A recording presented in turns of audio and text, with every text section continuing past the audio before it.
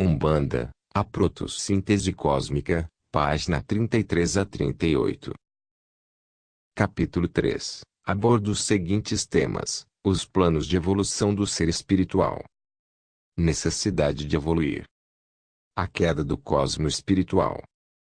Afinidades virginais. O enigma causal. O desequilíbrio do par espiritual. Universo astral. O espírito sopra onde quer. Assim como outros, também nós afirmamos esse axioma. Interessante notar que, desde o instante e eternidade em que conscientemente tivemos consciência e inteligência, tivemos também a percepção do si mesmo, consubstanciada no eu sou. Sempre soubemos, no cosmo espiritual, o que era o eu, como algo intrínseco a nós, em suma, nós mesmos em natureza vibratória espiritual. Diferenciávamos muito bem o que era similar à nossa natureza, ou seja, os outros seres espirituais, mas também sabíamos que eles não eram eu. Com essas afirmativas do que é eu, em relação ao não eu, surgiu a percepção consciente da individualidade. Também distinguíamos o meio em que habitávamos, como o não eu, e também distinguíamos que sua natureza vibratória era diferente da nossa. Claro está que o cosmo espiritual, essa outra realidade onde habitávamos, era aí, é o espaço cósmico, o vazio neutro. Como seres espirituais, diferenciávamos a nossa individualidade, essa aqui também, em sentido mais genérico, pertencia a uma das duas qualidades inerentes à nossa pura vibratória espiritual. Essas duas qualidades inerentes à nossa vibratória faziam com que todos os seres espirituais se agrupassem em duas faixas de pura vibratória espiritual, diferentes entre si. Sabíamos então que a nossa realidade espiritual se particularizava em dois polos. Chamamos esses polos de afinidades virginais positivas e afinidades virginais negativas. Assim, de forma bem inteligível, demos nomes a essas duas qualidades inerentes a todos os seres espirituais. Essas afinidades virginais, tanto positivas como negativas, faziam com que os seres espirituais percebessem que suas propriedades individuais vibravam em sintonia com os de sua polaridade afim, na forma de percepção, desejos, inteligência, etc. Para que fique bem claro, aquilo que denominamos como positivo e negativo, também poderíamos chamar de ativo e passivo. Reforçando nossos conceitos, reafirmamos que os seres espirituais são de um princípio dualista em suas vibrações.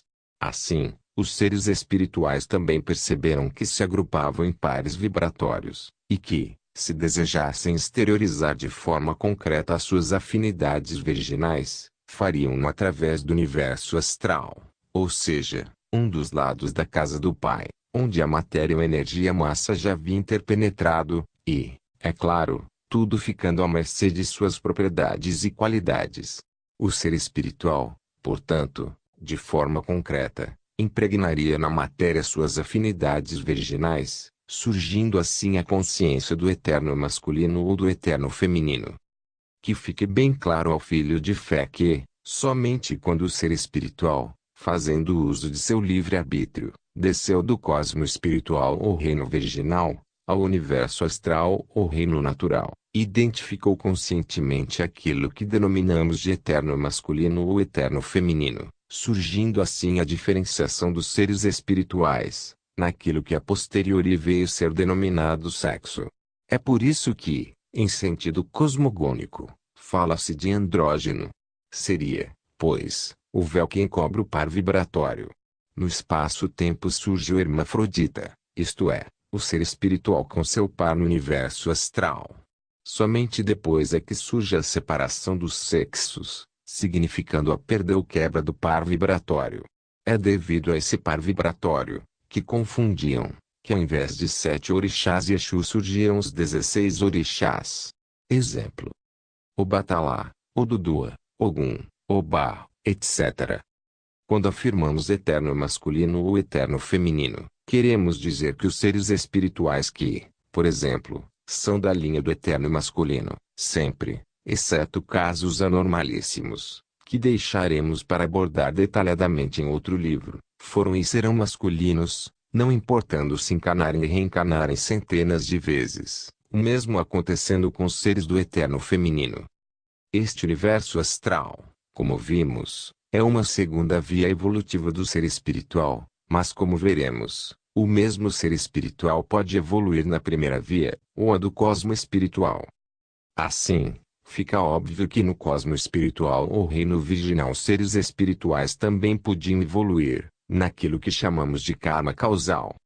Dentro desse karma causal, os seres espirituais, segundo suas próprias afinidades virginais, se posicionam em determinados graus hierárquicos. Muitos desses seres espirituais sentiram que, para avançar nesse sistema evolutivo, o do reino virginal, necessitaria melhor se conhecerem ou se auto-experimentarem.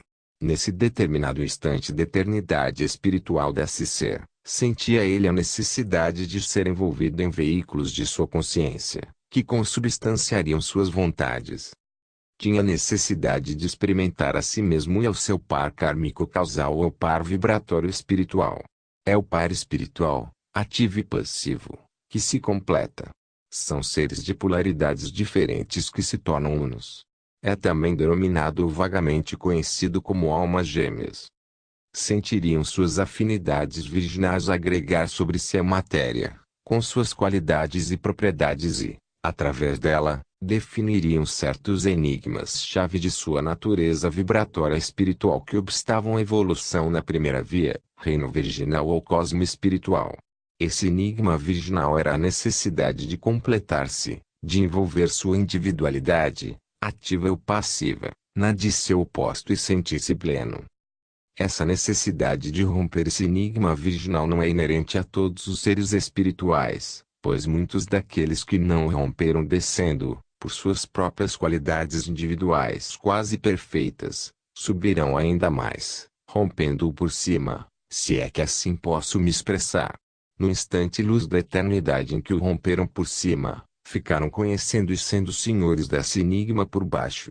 Conhecer e ter domínio do universo astral, eis a consequência de ter vencido o enigma por cima. Não necessitaram experimentar objetivamente, mas conhecem-no e, como divinos guardiães, abrem ou fecham os portais aos seres espirituais que desejam e necessitam romper o enigma virginal pela segunda via, a do universo astral. A primeira impressão, poderá parecer que o livre-arbítrio ou vontade de cada ser foi cerceada, pois se tem portais que se abrem e se fecham. Em todos os planos da casa do Pai Supremo há leis regulativas, que obedecem a momentos e instantes mais favoráveis, e em obediência a essa lei é que todos os seres espirituais que desejaram descer, desceram, mas como afirmei, no momento e instante exato. Esses seres espirituais superiores, também por meio de sua quase infinita capacidade operante, informam, através de formas mensagens de pura vibração espiritual de espírito para espírito, a esses seres que quiserem romper o enigma virginal por baixo, que, se tiverem para consigo e seu oposto o equilíbrio virginal necessário, alcançarão em um determinado instante eternidade, a evolução pelo próprio habitat virginal, que é o cosmo espiritual. Dependendo do ser espiritual e seu oposto, ou melhor, do par vibratório, aguardam eles até o instante luz bendito em que, rompendo o enigma virginal ou causal, conseguem equilibrar suas afinidades virginais que estavam desajustadas e evoluem nessa primeira via de evolução ou ascensão pelo karma causal do cosmo espiritual. Em verdade, o que mais acontece é que há um desequilíbrio importante em todo o par vibratório espiritual. Suas puras vibrações espirituais, no sentido de serem unicamente de realidade espiritual, começam a ser abaladas, fazendo com que os seres espirituais percam a noção de sua própria individualidade. Nessa e só nessa condição é que o ser espiritual recebe passe livre para a descida ao reino natural, onde tem domínio a substância etérica ou energia massa, através de um processo extremamente vertiginoso e inexprimível em linguagem humana. Filho de fé, sabemos que estamos rasgando alguns véus difíceis de serem rasgados. Assim, concentre sua atenção um pouco mais e verá o entendimento, como luz bendita, iluminando todo o seu ser. Continuemos. Quando citamos o par vibratório, é claro que nos referimos a seres de polaridades opostas e situadas em mesmo nível evolutivo, desde o instante eternidade, por nós desconhecido, onde os quais, por afinidades virginais, se reúnem para a jornada evolutiva da perfectibilidade. Quando falamos do desequilíbrio do par vibratório espiritual, estamos nos referindo ao desejo ardente de um dos seres espirituais componentes do par expressar-se no mundo da energia-massa. Só o desejo de um dos componentes do par desequilibra o sistema, fazendo com que haja, no componente que desejou, uma espécie de perda da individualidade. Nesta altura, só a descida ao reino natural é o remédio. Perguntar ao filho de fé. E o outro componente do par, como fica? Respondemos, embora pertença ao par vibratório, estando sujeito aos choques virginais do mesmo, continua com sua individualidade.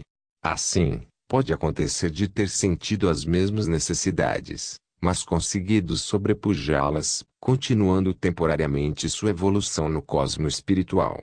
Temporariamente, pois, num determinado instante, não conseguirá mais evoluir, pois sentirá a necessidade de complementação, que só é conseguida com seu par, nessa condição, mas já em condições muito superiores que a de seu par vibratório, dessas regiões do universo astral para, ao longo dos milênios, procurar seu par, através da queima do karma constituído, logicamente já no universo astral.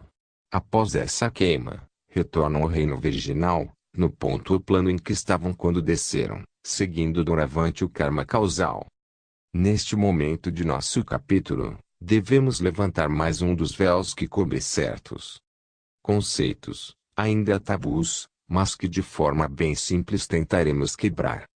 Imaginemos que o par vibratório consiga, como falamos em linhas anteriores, romper o enigma virginal ou causal por cima, se gabaritando a ser senhor e guardião dos portais que limitam as duas regiões, isto é, a do reino virginal e a do reino natural. Num determinado momento instante, um dos elementos do par sente-se profundamente desajustado, e, num ato de insubmissão e revolta, desce do cosmo espiritual ao reino natural.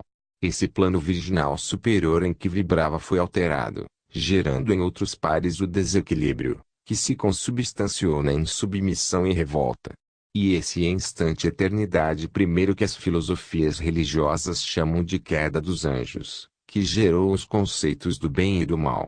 Em verdade, aos primeiros seres que desceram através da revolta e insubmissão, achando-se melhores e ludibriando através do orgulho as leis virginais, é que foi dado o comando das zonas condenadas de todas as regiões do reino natural, ou seja, das galáxias, daí aos sistemas solares e desses aos planetas. Entendemos que a revolta, a insubmissão às leis divinas, fez desses seres espirituais verdadeiros opositores da divindade e sua corte suprema. Mas a suprema misericórdia permite que o próprio mal sane-se através de si próprio, estendendo-lhe domínios e reinos provisórios, onde as almas insubmissas aprenderão de per si, após liberarem-se do orgulho, da vaidade e da insubmissão, que só o bem é eterno, que só a coroa divina é a senhora de tudo e de todos. Até lá, serão almas decaídas, mas não esquecidas pela divina providência. O tempo será medicamento para todos esses seres espirituais insubmissos e revoltados de todos os tempos. Não pararemos aqui. Mas, neste capítulo, tentamos, além de citar os planos de evolução do ser espiritual, mostrar como e por que surgiram esses planos, e, nesses planos, breves comentários sobre as leis regulativas que os regem. Claro está que doravante nos ateremos aos planos do reino natural ou universo astral. Dentro desse universo astral, localizaremos nossa abençoada Terra, componente de um dos sistemas da Via Láctea. Nos capítulos que se seguem, voltaremos aos planos do ser espiritual, só que associando, para mais fácil assimilação, com outros temas, tais como karma, ciclo da vida e outros. Filho de fé, não desanime. Persevere mais um pouco. O verdadeiro aprendizado requer alto esforço. Não creia em aprendizados sem esforço. O verdadeiro aprendizado é obra do tempo e acima de tudo da verdadeira vontade de interpenetrar, com a alma e o coração, o que deve ser aprendido. Tenho certeza de que assim o aprendizado jamais será esquecido, pois sempre será vivido no âmago da alma. E assim, vamos à lei das consequências ou destinação natural.